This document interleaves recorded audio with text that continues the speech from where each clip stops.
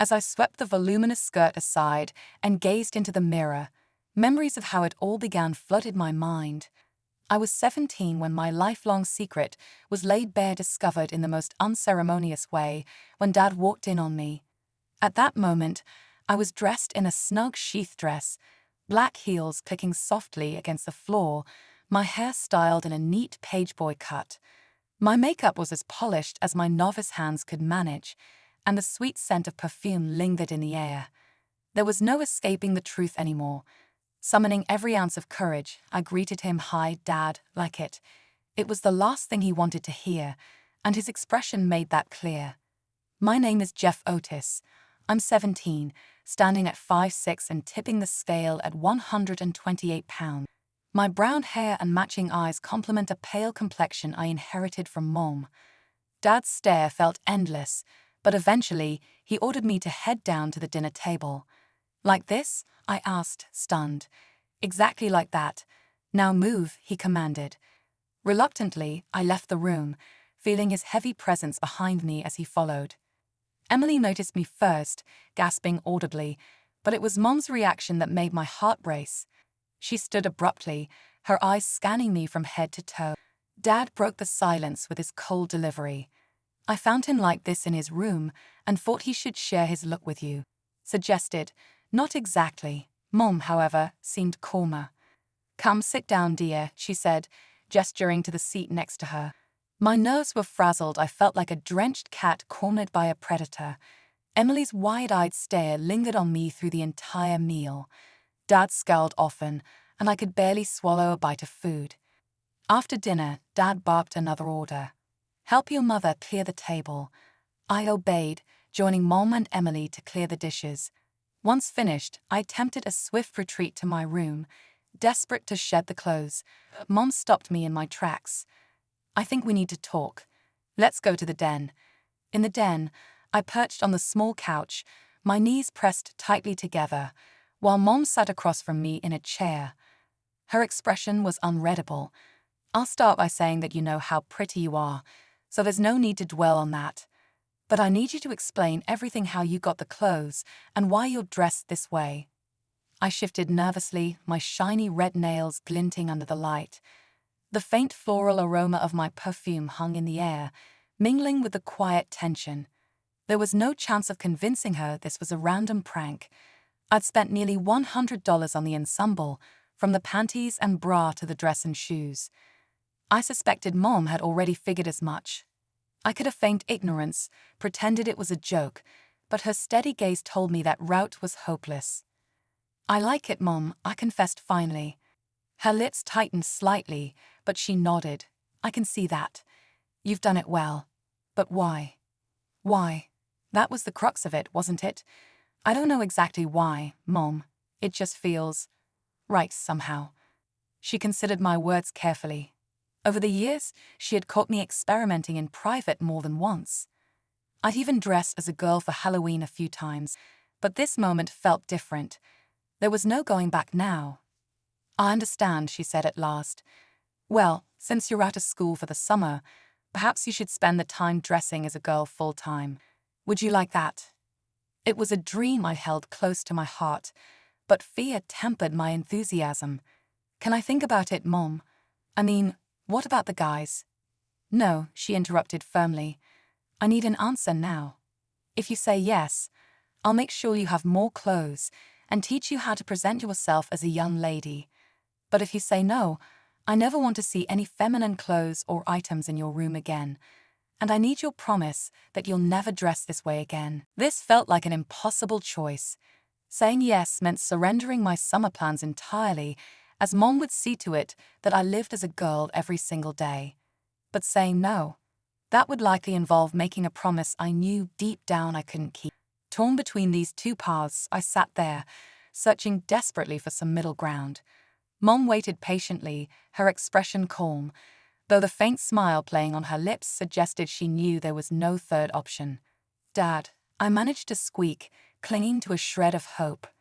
"He'll go along with it, I think," she said, "especially if you continue looking as you do now." "I can't make that promise, Mother." "You know I can't," I blurted out. "I know, dear," she replied, her tone gentle but firm.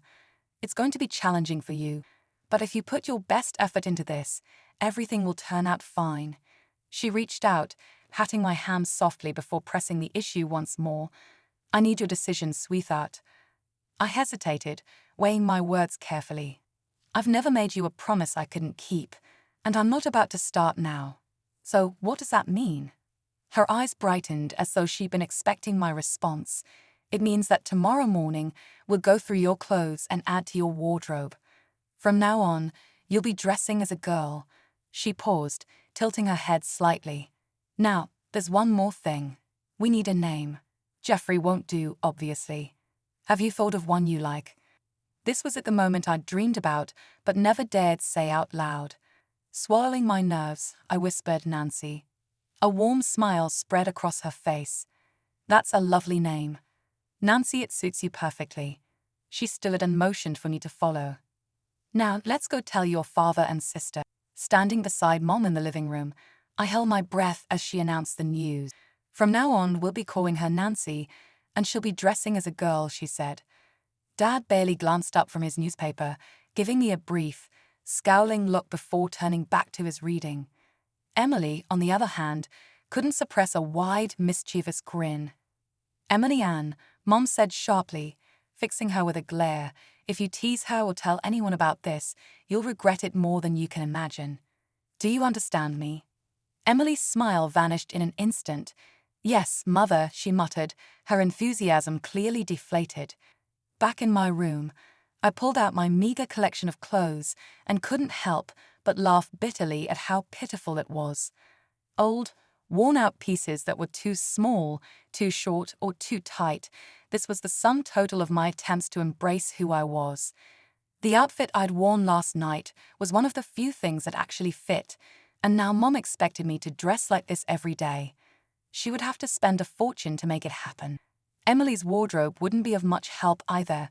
She was 2 years younger, and almost nothing of hers would fit me, aside from maybe some earrings. The next morning, Mom joined me in my room as I laid out the sad little pile of clothes I owned. Her reaction was immediate. "Oh my goodness, you barely have anything," she exclaimed. "I know, Mom," I replied. "I tried to tell you." "Well," she continued, her tone resolute, "your father told me last night to make sure you look presentable, so I suppose that means we're heading to the mall today." I wasn't sure how she wanted me to dress until she added, "Wear what you had on last night. And those awful flats, you have put those on. They'll be the first thing we replace." With that, she left the room, leaving me to prepare for what was bound to be an unforgettable shopping trip. Getting ready took me almost an hour, twice as long as it should have. Deep down, I was stalling, clinging to the faint hope that something might intervene and spare me. But no reprieve came, and eventually I appeared in the kitchen, looking almost identical to the night before, save for the shoes. Mum's voice greeted me as she finished reminding Emily of the consequences if she teased me or spilled a secret. "Eat some breakfast, and we'll head out," Mum said. "Can I come too?" Emily chimed in, her eyes sparkling with curiosity. Mom looked to me for approval. If Emily was willing to come along, maybe it would help her be more understanding, or at least keep things civil. "I don't mind," I said, shrugging slightly. Mom nodded, granting her permission. Walking out of the house in the bright light of day was nerve-wracking, but stepping into the mall was a whole new level of terror. Every face seemed to turn my way, every glance felt like scrutiny. Surely, everyone here could see right through me, I thought. Of course, the truth was far less dramatic. Most people didn't notice at all, and those who did saw nothing more than a girl with her mom and sister. Our first stop was a shoe store. Mom helped me pick out a pair of flats to match my dress, then added white and taupe flats as well as white and taupe heels to the mix. My nerves didn't ease as we moved on to the department store and straight into the lingerie section. The racks of intimate apparel felt like a giant spotlight had been cast over me, but Mom and Emily casually browsed as though it were the most natural thing in the world. "You wear a 36A, right?" Mom asked. I nodded, and she handed me 2 plain white bras, then encouraged me to pick out 2 that I liked. My hands hovered uncertainly before I selected a peach and a black bra. both with delicate lace-trimmed demi-cups. Holding them felt surreal, like handling something forbidden. My brain, still rooted in its old identity, resisted the reality unfolding before me. Emily, noticing my discomfort, patted my arm. "Relax, Nancy, you're fine. Nobody's paying attention to us anyway." She was right. To the sales clerk, we were just another family, one mother with her two daughters. Mom, true to her pragmatic nature, focused on comfort and practicality. She added a dozen cotton panties in various colors, 2 short slips, and, to my horror, waist snippers and padded panty briefs after consulting the clerk.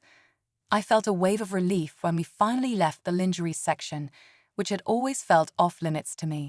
Next, we headed to a dress shop. This time, Mom gave me some freedom to choose. I picked 3 skirts, 2 dresses, a few blouses, a pair of jeans, and a pair of shorts. Once again, Mom paid for everything without hesitation. "You know what she really needs, Mom?" Emily said as we left the shop. "What's that, dear?" Mom asked. "She needs to get her hair done." Mom looked at me thoughtfully, then at Emily, and finally at herself in the mirror. "You might have a point," she mused. "What do you think, Nancy? Ready to get your hair styled?" Emily grabbed my hand, her soft brown eyes pleading with me. "The way you have your hair now is really outdated, Nancy. Since you're going to be a girl all summer anyway, why not? It might even make you look better." "She's right, Nancy," Mom agreed. Emily's enthusiasm escalated. "We could all get matching cuts. You're blonde, Mom, so am I. But Nancy has brown hair.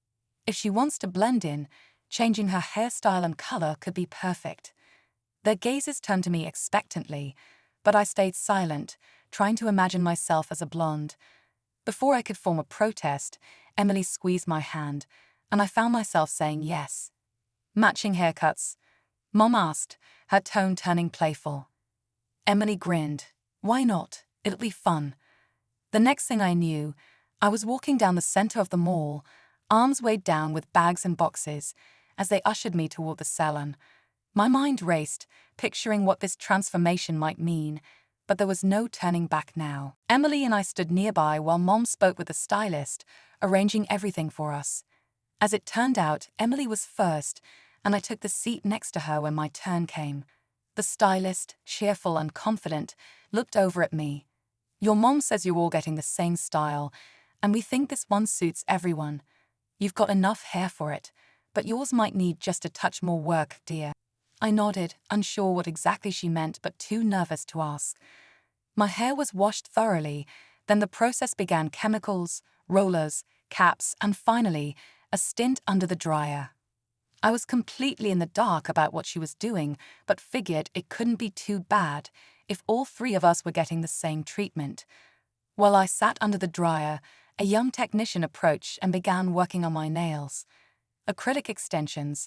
I didn't even know what they were, but suddenly they were part of my transformation. Emily, sitting beside me, only needed her nails polished, her naturally longer, rounded nails already elegant. As she swapped places with Mom, I sat with my hands under a strange blue light, feeling like I'd been caught in some futuristic beauty experiment. One by one, the ladies in our family had their nails done, and soon we sat together, waiting for our polish to dry. Then it was back to the chair for me. When the cap came off, I caught my first glimpse of my hair, strawberry blonde. My eyes widened in surprise. A rinse followed, then a brush out, and suddenly it all came together. One by one, the stylist finished her work on each of us, and when I looked in the mirror, I couldn't help it, I giggled. Yes, giggled. The sight of the 3 of us with nearly identical hairstyles, all the way down to our matching nail polish, was too much. I wasn't even a giggler, but here I was, laughing like a carefree girl. As we walked out of the salon, we nearly bumped into 2 of Emily's classmates, and one of them had her older sister in tow. My stomach dropped. One of the girls, Audrey, wasn't just a classmate of Emily's. Her older sister was in my class, and we lived only a few houses apart. Frozen in place, I tried to make myself invisible as Emily chatted with them. Just as I attempted to sidestep closer to Mom, Emily turned the spotlight on me. "This is my sister, Nancy, and my mom," she said with ease. I held my breath, waiting for Audrey to react. She knew Emily didn't have a sister, only a brother. But instead of questioning it, Audrey simply extended her hand and shook mine. "Hi, Nancy. Maybe I'll see you around." With that, the girls walked off. Emily beamed. "See?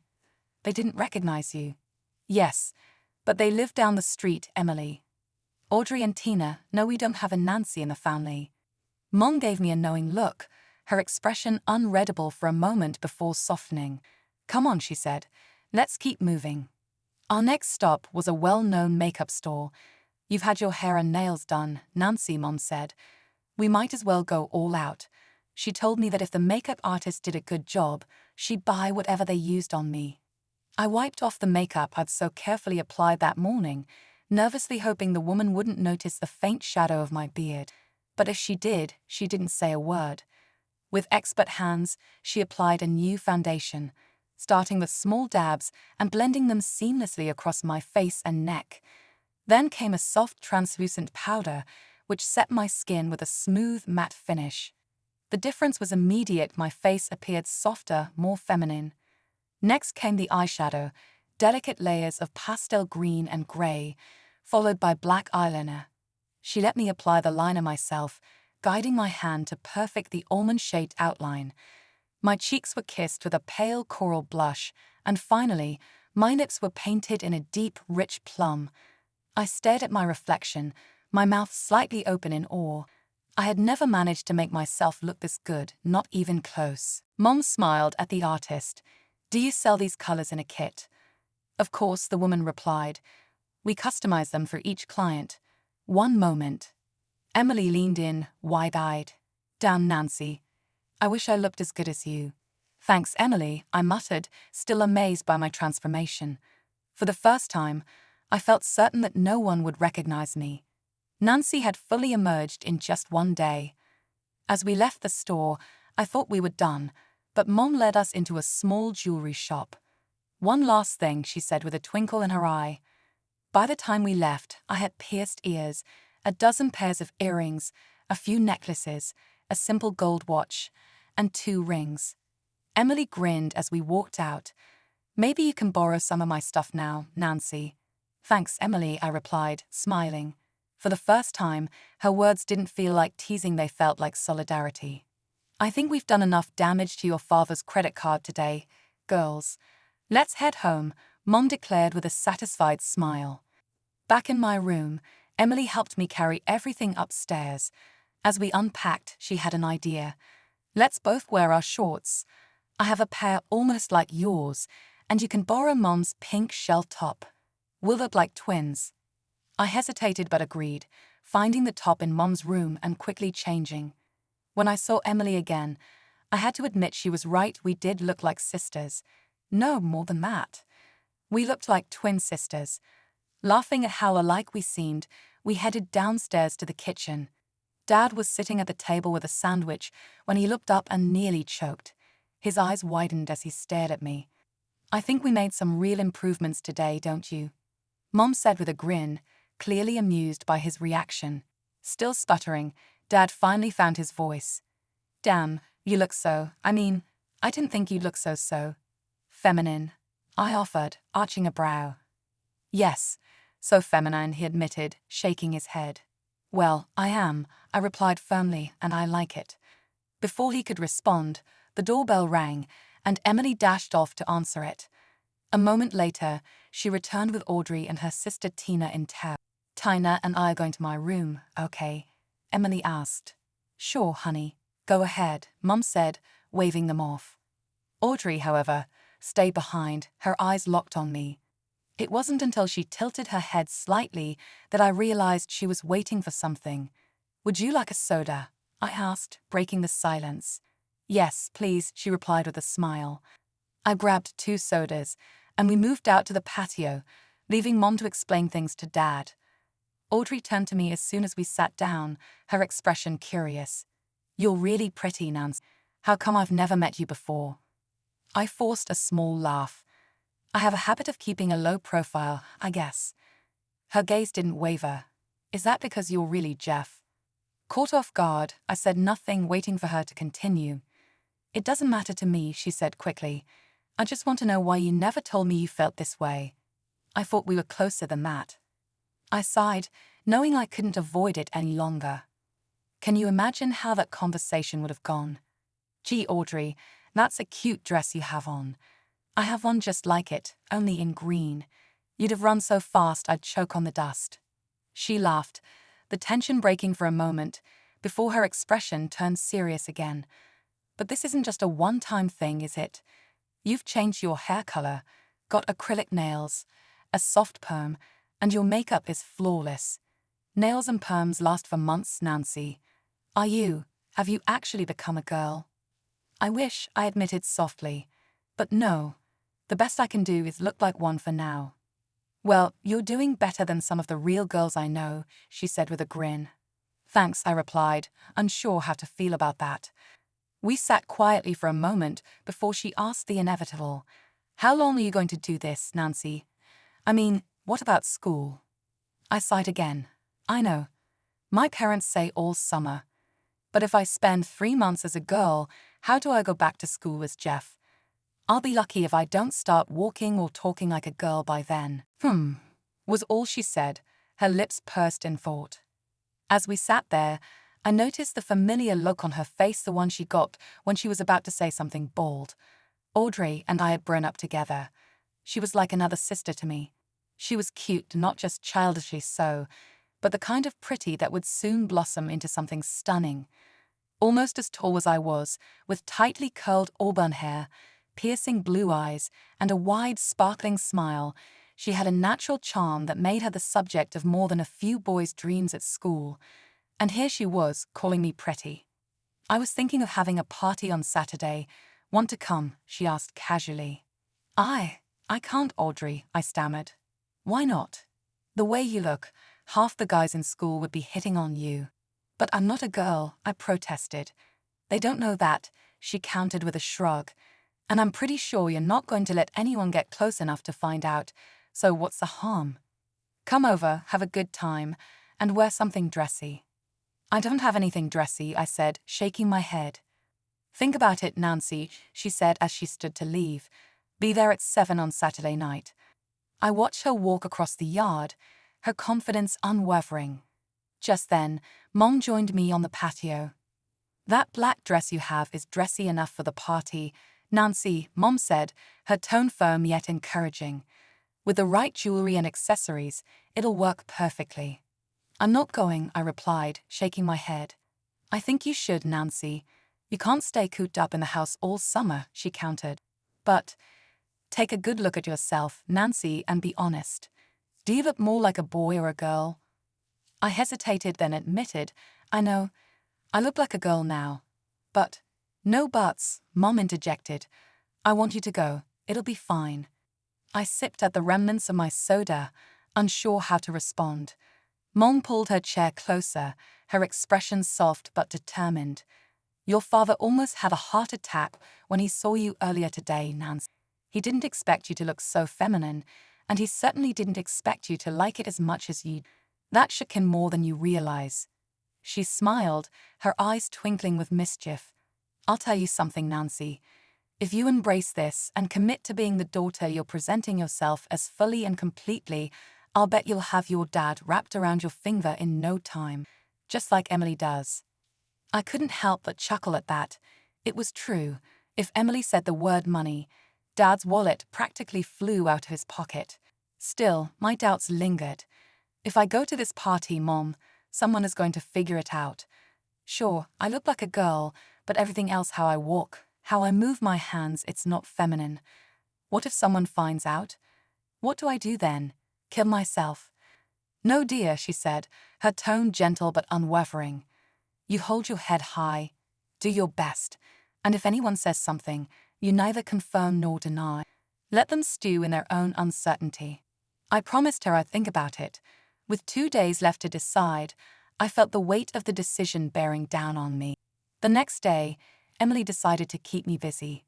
Together, we cleared out my dresser, making space for all the new lingerie we'd bought. Then we tackled the closet, reorganizing it to accommodate my new wardrobe. "Why not set up a vanity, Nancy?" Emily suggested as we worked. "Dad has those old boxes in the basement, and there's an unused countertop down there too." I hadn't considered it, but the idea appealed to me. We loved the materials upstairs and rearranged my room to make space. By the time we were done, I had a makeshift vanity, complete with a tilting mirror and an old desk lamp clamped to the side. Emily glanced around, satisfied.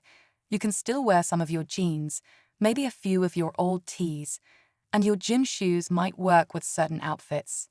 She was sharp, and I listened carefully. Later, I took a pile of my old clothes to the basement, clearing out even more space. "Tina mentioned the party to me," Emily said, appearing suddenly. "She invited me too. Mom says you're scared to go, but why? Look at yourself, Nancy." At the time, I was wearing jeans and a tee, but the padded panty brief gave me shapely hips, and the subtle twin mounds on my chest were undeniable. My makeup and styled hair completed the illusion. Despite the casual outfit, I still looked every bit the girl Mom and Emily wanted me to be. I sighed. "I've been hiding this part of myself for so long, Emily. It's hard to be so open now. I'm terrified someone will find out." "Listen, dummy," she snapped, her tone unusually sharp. "Tana and Audrey didn't know. They had no clue until I spilled the beans. Audrey's known you your whole life, and she still didn't figure it out. You look amazing, so stop worrying about it."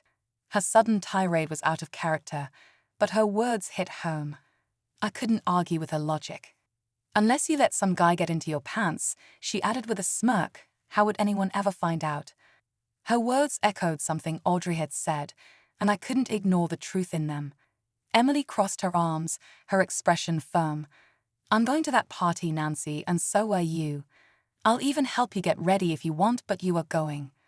With that, she marched out of the room, leaving me standing there in silence. I couldn't help but wonder, why is this happening to me? Sitting at my newly assembled vanity, I stared at my reflection in the mirror. Deep down, in the quiet corners of my soul, I loved what I saw. This was the image I had always envisioned, the way I was meant to look. And yet, fear clung to me, relentless and heavy. Why was I so scared to admit it, even to myself? Everything I had ever dreamed of was suddenly real. I had the clothes, the hair, and even a family that, while not entirely supportive, was at least tolerant, and I didn't look half bad as a girl. "Okay," I said aloud to my reflection, "I'll go." But no sooner had I made the decision than fear reared its ugly head again. The lurking specters of discovery, shame, and harm crowded my thoughts, threatening to overwhelm me. It took all my strength to shove them back into the shadows where they belonged. Decision made, I turned to my computer and began searching online. In just a few minutes, I found exactly what I was looking for. Printing out the file, I read the instructions carefully. On a whim, I scanned my school ID and stored it, just in case. Once I shut down the computer, I grabbed the paper and headed to the kitchen. "Mom, can you help me?" I asked tentatively. "Of course, dear. What is it?" I handed her the printout. As she read, a small smile played on her lips. Together, we set out to gather everything I needed. "You wear on a cup," Mom said, scanning the instructions, "but this will take some trial and error, Nancy. Let's give this a try." What followed was 2 hours of experimentation. Using 2 heavy-duty food storage bags, we carefully measured out equal amounts of the gel found in those freezer cubes people use for picnics. Since the gel was clear, Mom suggested adding foundation to tint it, giving it a skin-like tone. After mixing it thoroughly, she shaped the bags, trimming the tops to ensure a better fit. Finally, she sealed them with a hot iron. When we finished, I held a pair of moderately convincing breast forms. They had the right weight, retained body heat, and looked far more natural than the birdseed-filled alternatives I'd used before. "These should work just fine, Nancy," Mom said, pleased.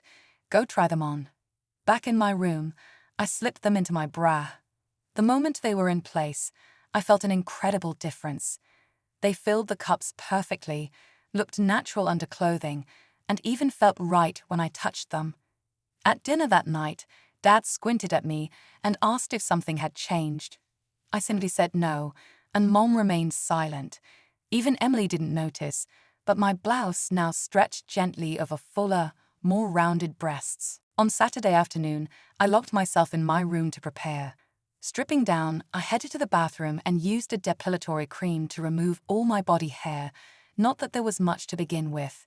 My skin felt smooth and clean, a sensation that only added to the illusion. Returning to my room, I retrieved a small box from the back of my closet. Up until now, I'd simply tucked my manhood away, living with the occasional discomfort. But I'd once tried a method that worked well, and it was time to revisit it. If I was going to a party, there could be no risks, no chance of anyone discovering the truth. There was just one problem. My new, longer nails made certain tasks nearly impossible. After several frustrating attempts, I realized I needed help. Reluctantly, I opened the door and called for Mom. When she arrived, I explained what I needed her to do and why. "You're right, Nancy," she said thoughtfully, "but let me see what you've got. Maybe we can find a better way." I showed her the flesh-colored bandage I'd used before, explaining how it worked. "I have to sit to pee. That doesn't matter. Girls do that anyway. The important thing is that it gives me a smooth front." "I see," she said, examining it. "Is this the only method you know?" "Well, no," I admitted. "I read about another way online. It sounds great, but I've never tried it. I don't know how painful it is or even if it works." "Tell me about it," she said. I described the method in as much detail as I could recall. When I finished, Mom smiled. "I like it," she said. Mom left the room and returned a few minutes later with an ice pack in one hand and a small bottle in the other. "This might be exactly what you've been looking for, Nancy. Let me give it a try." I was skeptical, but her confidence convinced me to nod. "I have the solvent downstairs if we need to undo it. Now lie down on the bed and spread your legs." To say I was embarrassed would be an understatement, but there was no other way. Taking a deep breath, I followed her instructions. The cold of the ice pack hit me immediately, her steady hand pressing it firmly against my most sensitive parts. I couldn't see what she was doing, only feel her work with calm precision as she manipulated me. Occasionally, I heard the soft pop of the glue bottle, and after what felt like an eternity, she gave a quiet, "almost there." 20 minutes later, she finished. She explained how she had carefully pushed my weapon inward, using the glue to hold my testicles in place as they formed the labial folds of a convincing vagina. It all sat naturally, without discomfort or undue pressure. "Hold still now," she instructed. After a final adjustment, she stepped back. "Okay, Nancy, stand up and take a look." I moved cautiously to the mirror, bracing myself, but the sight left me speechless. Everything looked perfect. Smooth, seamless, undeniably feminine. I touched the area gently, marveling at the transformation. "I'm not sure how long it'll hold," Nancy, Mom admitted, "but now that we've figured it out, it'll be much easier the next time." "Thanks, Mom," I said, turning to her. "Don't tell anyone, okay?" She smiled. "Of course not. Now go get dressed." Back in my room, I began to prepare for the evening. First, I slipped into a pair of panties and sat at my vanity. I recreated the makeup look I'd learned at the shop, substituting red lipstick for the plum and adding a thin line of blusher under my eyebrows for a touch of drama. My hair, styled from the day before, fell perfectly into place with only a few strokes of the brush. Next came my peach brow, followed by the waist nipper, which accentuated my curves. Sitting on the bed, I carefully pulled on my pantyhose, smoothing out any wrinkles before layering the padded panty brief over them. Finally, I stepped into the black dress. The fabric slid over my body effortlessly, and I zipped it up, loving how it hugged my newly enhanced figure. My black heels were the finishing touch, along with a pair of earrings borrowed from Emily, a couple of rings, a gold watch, and a dash of perfume. Feeling ready but wanting a second opinion, I knocked on Emily's door. She opened it and immediately exclaimed, "Holy cow, Nancy, you look amazing." "Thanks. Can I borrow your gold belt?" I asked. She handed it over, and I fastened it around my waist. In the mirror, I saw how it defined my hourglass shape while subtly raising the hemline of my dress. "That's a lot of leg," Emily teased, "but it looks great." Back in my room, I grabbed my small purse and headed downstairs. Each step was accompanied by the gentle bounce of my new breasts and the swaying of my dress. Dad was waiting at the bottom of the stairs, and I could feel his eyes on me as I descended. He said nothing at first, but I saw the flicker of surprise and perhaps unease in his expression. "You look very nice," he said finally. "Thanks, Dad," I replied. "I don't like this. What you're doing." "I think you know that," he began, his voice firm but not unkind. "But you say this is the real you. And since I raised you, I believe you truly think that's the case. If it is, we'll all know by the end of the summer, maybe sooner. And if it's true, I'll do my best to help make you into the woman you say you should be. Deal?" This was a major concession from Dad, and I wasn't about to let it go unacknowledged. "Dad, I've never wanted to hurt you. I didn't want this to be hard for you or for anyone. If this isn't right for me, I'll know tonight. And if it's not, I'll stop. I'll change back, and you'll never hear another word about it. But in my heart, I know it's true. I should have been your daughter all along. Look at me, Dad. Tell me I look like a boy in a dress, and then tell me I'm wrong." Dad looked at me, his gaze lingering for a long moment. "I can't, Nancy," he admitted, shaking his head. "You're every bit as pretty as Emily or your mother. Now go. Have a good time tonight, but be home by midnight." In those few words, Dad had called me Nancy for the first time.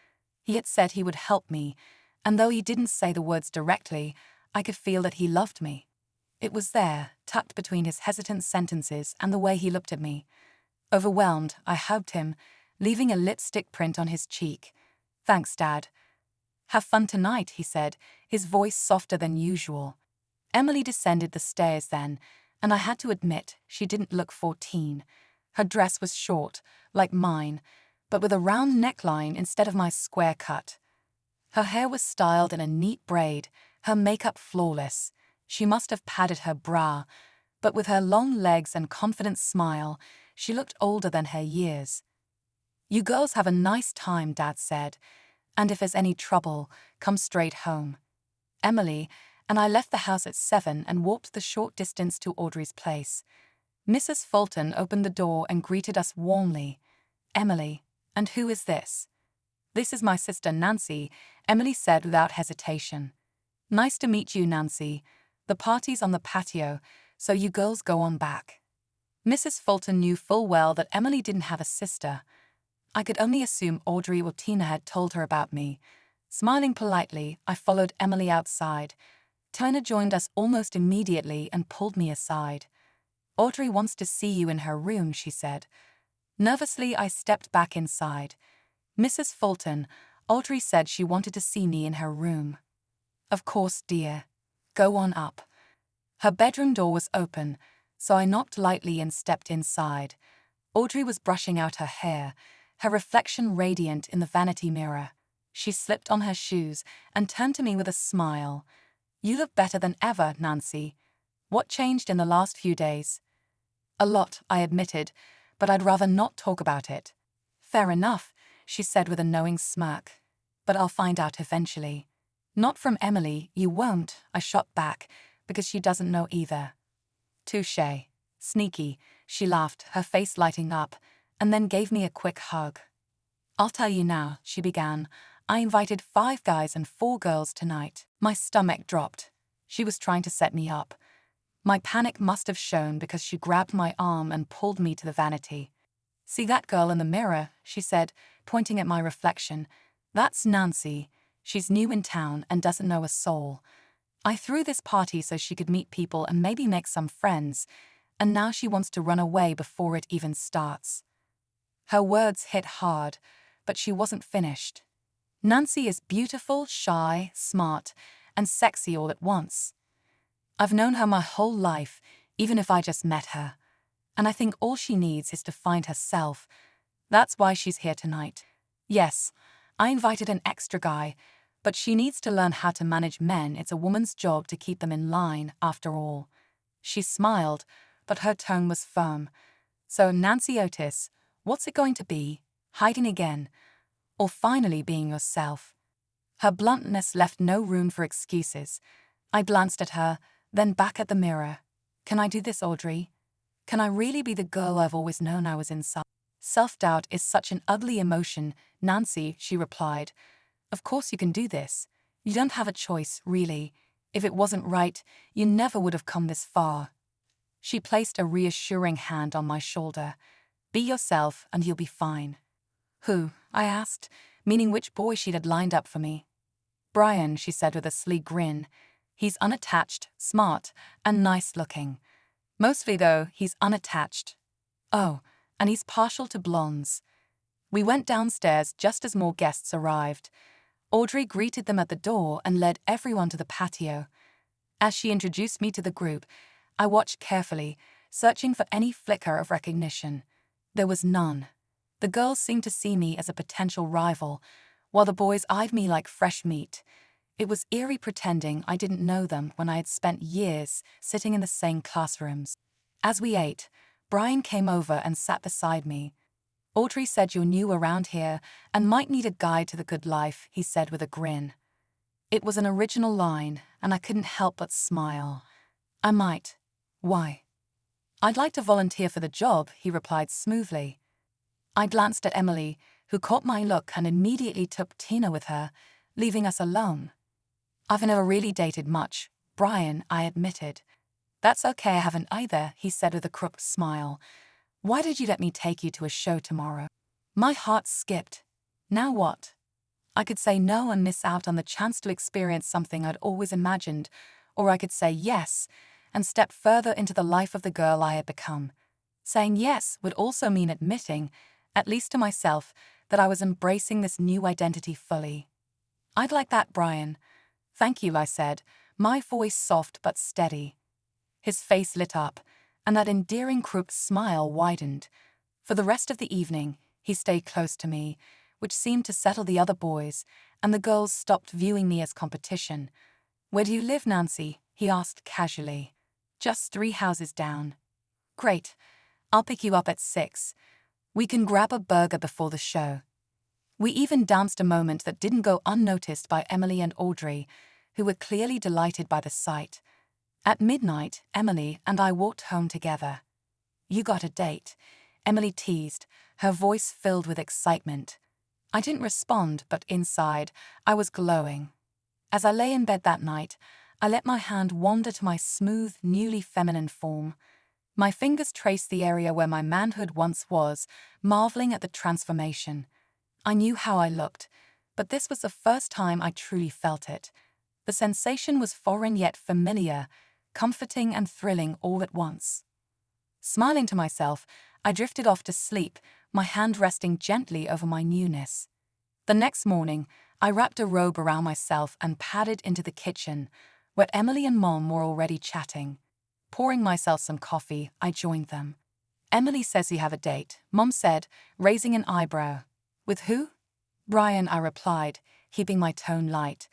We're going to the show. He said he'd pick me up at 6. Neither of them said much, but their knowing smiles spoke volumes. I changed into shorts and helped Mom clean the house. By 5, I went to get ready, opting for a skirt and blouse with flats, something simple yet polished. Brian arrived right on time. As I came downstairs, Dad was there, clearly surprised.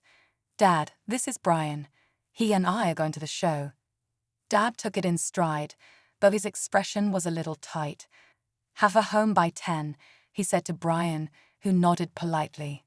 Brian took my hand as we walked out, his excitement bubbling just beneath his calm demeanor. I, on the other hand, was nervous again, though I tried not to let it show. The evening went better than I could have hoped. Brian was kind, funny, and respectful, making me feel at ease despite my jitters. But it was in the parking lot after the show that he surprised me. Pulling me close, he kissed me. I froze, caught off guard, but he misread my reaction as joy and kissed me again. This time, I leaned into it, letting myself feel the moment. You're an exciting and beautiful girl, Nancy, he said softly. I'd like to see you again. Still in his arms, I realized I wanted that too. Call me Brian, I said with a smile, but I need to go home now. At the front door, he kissed me one more time before I slipped inside, where Dad stood waiting. His face was unreadable. Have a nice time, Nancy, he asked. Yes, Dad, it was wonderful. That's nice. You better head to bed now. And just like that, the night ended. Dad went to his room, and I went to mine, but I couldn't stop smiling. The next morning, Audrey showed up unannounced. Mom told her to come up to my room, where she caught me completely off guard. I was at my vanity, wearing only panties, no bra, bare-chested, my hair a mess, and no makeup. Startled, I jumped up to grab my robe, but it was too late. She'd seen everything, including the flat, seamless front I now presented. Worse, my panties had shifted, emphasizing the thin slit that defined my new identity. She stared, wide-eyed, before flopping onto the bed with a victorious grin. I told you I'd figure it out. Now I know why you were so confident at the party. Let me get dressed, Audrey. We can talk later, I said, flustered. I'll wait, she said, clearly not budging. Sighing, I gave in. I sat down, did my makeup, brushed out my hair, and slipped on a pair of shorts and a top, followed by my gym shoes. My breast forms, as always, gave me the perfect shape. Now then, Audrey Fulton, I said firmly, now that you know all my secrets, keep them to yourself. Of course I will, she replied, waving off my concern. But I know a place that makes breast forms. They made some for my grandmother, and let me tell you, they look real. Maybe we can go check it out. I don't have any money, Audrey, I admitted. We can still look, can't we? She said with a mischievous grin. I sighed again, knowing there was no stopping her. I told Mom where we were going, and to my surprise, she asked if she could join us. Of course, Audrey and I said yes. The shop wasn't much to look at, small and a bit shabby, but we stepped inside anyway. A woman, likely in her 60s, greeted us warmly. Can I help you? She asked, her voice pleasant but businesslike. We'd like to see some of those breast forms of yours that look so real, Audrey blurted out before I could speak. The woman nodded and disappeared into the back, returning moments later with a small box. I make them all custom, she explained, setting a box on the counter. This is just an example. Curious, I leaned in to get a closer look. It was uncanny. The form in the box looked exactly like a natural breast. The soft, lifelike skin, the warm, natural color, the delicately shaded areola, and the slightly darker nipple, it was all there. I hesitated to touch it, but the craftsmanship was undeniable. How long does it take to make them? Mom asked, breaking the silence. Her question startled me, and I turned to her, my eyes wide. Maybe a day, 2 if I'm busy, the woman replied. Are they expensive? Mom continued. They are, but the best always is, she said with a shrug. On average, they're about $500 a pair. Do you need them, ma'am? No, my daughter does, Mom said casually, glancing at me. The woman's eyes shifted between Audrey and me, her expression thoughtful. After a moment, her gaze settled on me. I can fit you for the molds today, if you'd like. I felt Mom's hand on my arm, steering me gently toward the door. Outside, she turned to me with a knowing smile. I think we can all agree your days as a male are over, can't we? Maybe Dad's not fully there yet, but he's close. If you want these, Nancy, we can go back in and get started. Audrey, ever the instigator, nudged me in the ribs. Do it, Nancy, or go home and change. I hesitated for just a moment longer before looking at Mom and nodding. Yes, I said softly. Mom gave the woman the go-ahead, but the fitting would take several hours, so they left me behind. I won't bore you with the messy details, but let's just say it was a less than glamorous process. Once everything was done, I called Mom to pick me up. The first thing I did when I got home was take a long shower to wash off all the sticky residue. That evening, Brian called. We talked for nearly an hour, his warm voice helping me relax after the day's whirlwind events. Over the next 2 days, Audrey and I hung out, filling the time with idle chatter and plans for the future. Finally, the call came. The breast forms were ready. Excited but nervous, I drove to the shop. The forms were attached to my chest by the same woman, who gave clear instructions. "Remember," she said, "these breast forms will stay in place for 2 to 3 months before the adhesive weakens. Then you'll need to come back to have them reattached." "I'll remember, Mom," I said, genuinely grateful. Looking in the mirror, I could hardly believe my eyes. The breast forms matched my skin tone perfectly, with no visible seams or edges. It looked as though I had grown breasts overnight. Slipping on my bra, I admired the small but noticeable cleavage they created. For the first time, I felt undeniably feminine. When I got home, practically bursting with excitement, Mom greeted me with a smile. "A letter came for you today, Nancy." I took it, confused. Who would write to Nancy? Opening it, I scanned the letter quickly, then flopped onto the sofa in shock. Mom picked it up, read it aloud, and started laughing. "You've been nominated to participate in the fall cotillion as a debutante. That's quite an honor, Nancy." I wasn't sure how to feel honored, yes, but also terrified. Emily, however, was already delighted. "Can you imagine?" she said, her eyes shining. "If you win, you'll be the princess for the entire year." My sister, the princess. Mom chimed in, her tone more practical. "You shouldn't dismiss this, Nancy. It could be very helpful later on." She was right, of course, but I couldn't find the words to respond. The cotillion was still nearly 2 months away. There was time to figure it out. For now, I set the letter aside. "I left something on your bed for later," Mom said with a smile. Curiosity tugged at me, but I resisted, opting to help with dinner instead. The mysterious something could wait at least for now. Brian called again, and we spent another hour on the phone, laughing and talking about everything and nothing. Eventually, I heard Dad grumble from the other room, "Isn't that girl ever going to get off the phone?" Feeling a little guilty, I wrapped up the conversation with Brian and headed to my room. On my bed lay a pink nightgown and matching robe. I gasped, delighted, and quickly slipped them on. The silky fabric glided over my skin, but it didn't take long to notice a minor issue without panties, and unless I tied the robe, my new charms would be on full display. I toyed with the idea of shocking Dad just a little but decided against it. Instead, I paired the gown with my pink panties for modesty's sake. The light, flowing fabric swirled around me as I walked back into the family room, leaving the robe untied. Dad saw me first, and I caught the sound of his sharp intake of breath. Mom and Emily looked up too, their reactions following his. "Nancy, close your robe," Dad said, his voice a mix of surprise and exasperation. I complied, but not before making my point. He saw it as clearly as I felt it. There was no turning back now. In his eyes, I was no longer his son. Only my hidden secret, my false vagina, remained a mystery, and I intended to keep it that way. The days passed, and my relationship with Brian deepened. We dated often, and I discovered just how funny, caring, and strong he truly was. He was every bit the masculine man I imagined for myself, and with each kiss, he reaffirmed my femininity. The initial awkwardness of those moments faded, replaced by a genuine desire to feel closer to him. But one evening, he surprised me. While we were sitting together, he gently placed my hand on him. The hardness beneath my touch made his intentions clear. My heart raced not with fear, but with uncertainty.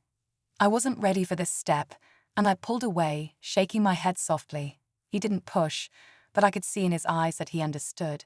It wasn't a question of if, but when. In early August, Mom and I returned to the shop to have my breast forms reattached. As I admired my reflection afterward, their flawless integration with my skin, I felt more complete than ever. Before we left, I also completed the form for the fall cotillion. The realization hit me that I was officially stepping into a world I had once only dreamed of. Next, Mom and I went dress shopping. Like every debutante, I needed a gown reminiscent of the Old South. We selected a stunning pink satin dress, its bodice and flowing skirt adorned with delicate white Irish lace and tiny baby pearls. Shoes and a matching purse were ordered, completing the ensemble. On the way home, Mom dropped a bombshell. "You know who your sponsor is, don't you?" she asked casually. "No," I never found out. Do you know? I asked, suddenly curious. She smiled. Your father. He sponsored you. He took care of it the day after well, fixed you. Her words left me speechless. You told him? About everything? I asked, my voice trembling. I did, she said. I explained what I did and why. The very next day, he set up your sponsorship. I was stunned. Dad, who had been so steadfast in his worries about me, had taken a step far beyond tolerance. He'd given me his acceptance in a way I hadn't expected. He loves you dearly, Nancy, Mom continued, her voice soft. He just wants what's best for you. At first, he was confused and worried, but when you started looking, acting, and living as a girl, especially when you began dating Brian he knew, he could see that this wasn't just an experiment or phase. Tears welled up in my eyes as the weight of her words sank in. I can't go back, Mother, I said firmly. I just can't. This is who I am, and I'm so glad Dad accepts me this way. I'll tell him myself tonight. After dinner that night, I sought out my father. He was sitting in his favorite chair, reading, when I slipped my arm around his neck and nestled into his lap. My arms wrapped around him tightly. Thank you, Dad, I whispered. For what, honey? He asked, his voice soft. For everything. I leaned in and kissed him on the cheek. His expression shifted, touched but slightly bemused. I realized I was probably crushing him, so I slid off his lap and sat beside him. A moment later, his arm came around my shoulders, pulling me close into his strong embrace. He held me there, his grip firm and warm, and for the first time, I felt the unspoken acknowledgement between us.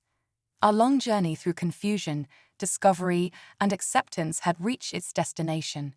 I was his daughter now, and we both knew it. That night, I went to bed with tears of joy streaking my cheeks. I was finally at peace, a happy girl with a heart full of love and gratitude. This is where it all began. As I stood before the mirror, sweeping the immense skirt of my gown to one side, I marveled at the reflection staring back at me. Pink satin hugged my figure, its shimmer accentuating every curve. My delicate shoes, the same shade of blush as my dress, peeked out from beneath the flowing fabric. My cleavage, framed perfectly by the gown's sweetheart neckline, defied gravity in a way that made me smile. I felt radiant, feminine, and every bit the woman I knew I was meant to be. My heart raced with anticipation as the evening unfolded. The ballroom was alive with glittering lights and a symphony of laughter and conversation. I was nervous, but Brian's reassuring presence by my side kept me grounded. His hand on the small of my back felt both protective and possessive in the best way, and every glance he cast my way sent shivers down my spine.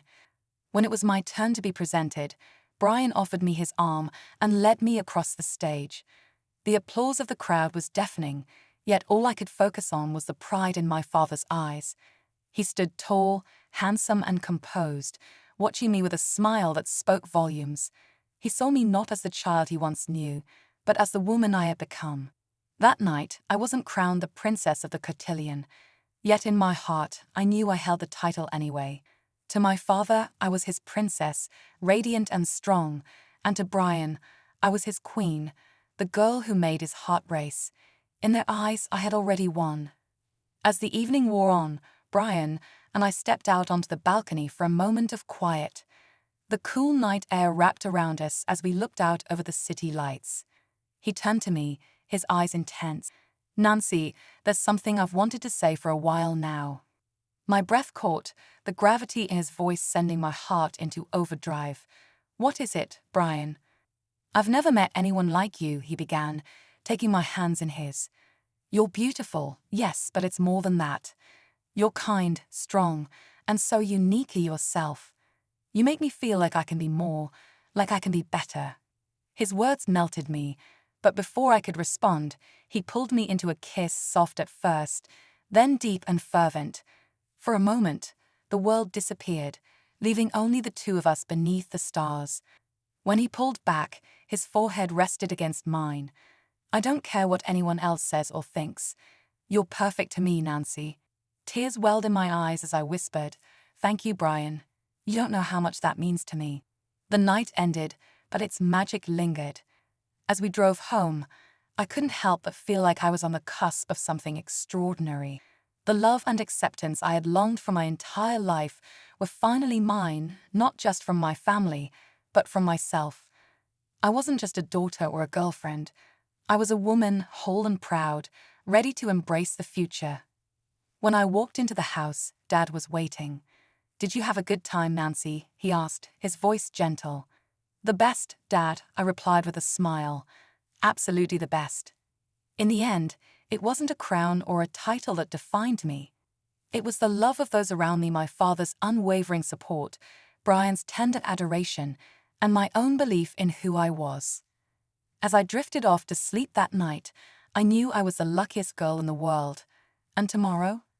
Tomorrow was just the beginning.